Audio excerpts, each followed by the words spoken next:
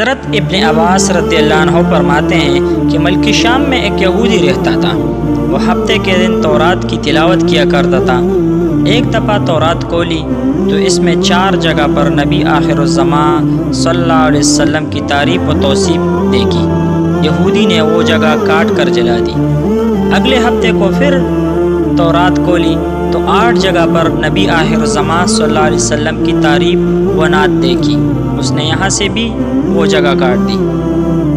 تیسرے ہفتے کو پھر تورات کھولی تو یہی تذکرہ 12 جگہ پر موجود تھا۔ یہودی سوچنے لگا کہ اگر میں یوں ہی کرتا رہا اور کاٹ کاٹ کر جلاتا رہا تو ساری تورات نبی آخر الزمان صلی اللہ علیہ وسلم کی تعریف سے بری پڑی ہوئی ہے۔ یہودی اب اپنے ساتھیوں سے پوچھنے لگا کہ محمد کون ہے؟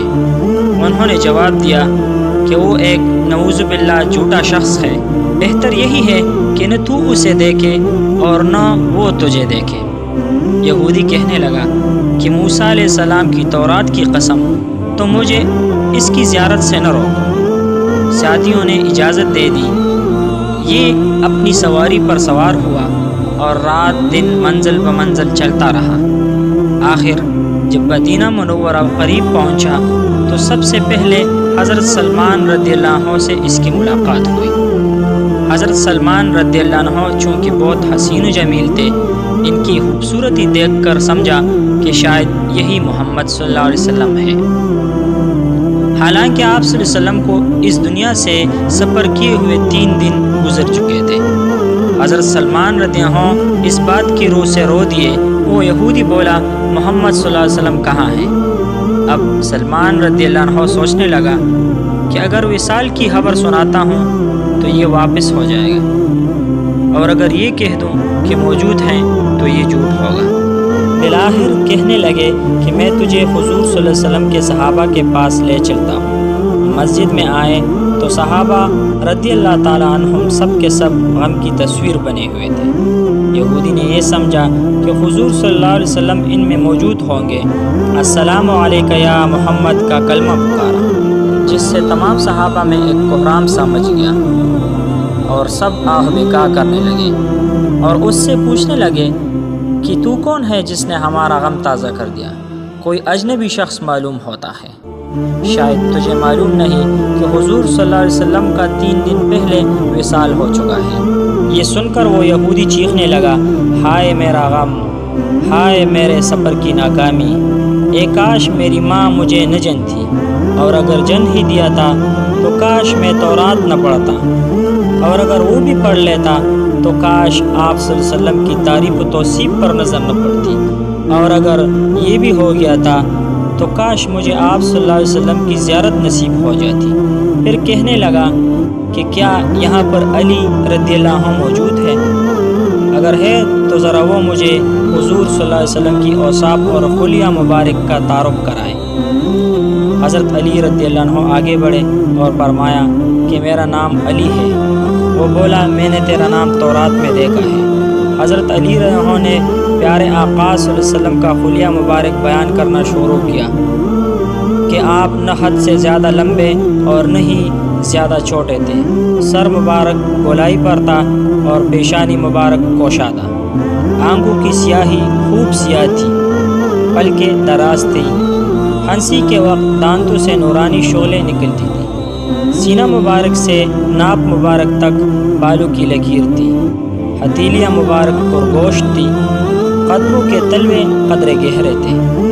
بدن کے جوڑوں کی ہڈیاں موٹی تھی۔ آپ کے دونوں شانوں کے درمیان مہر نبوت تھی۔ یہودی کہنے لگا کہ اے علی، تو نے جو کچھ بتایا صحیح بتایا۔ تورات میں آپ صلی اللہ علیہ وسلم کی تعریف و توصیف اسی طرح موجود ہے۔ پھر وہ یہودی کہنے لگا کہ حضور صلی اللہ علیہ وسلم کا کوئی کپڑا ہو تو میں سونگنا چاہتا ہوں۔ حضرت علی رضی اللہ عنہ نے فرمایا کہ ہاں ہے۔ حضرت علی رضی اللہ عنہ نے حضرت سلمان فارسی رضی اللہ عنہ سے فرمایا کہ اے سلمان، جاؤ اور فاطمہ رضی اللہ عنہ سے کہو کہ اپنے ابا یعنی محمد الرسول اللہ صلی اللہ علیہ وسلم کا چھپا مبارک ذرا بھیج دو۔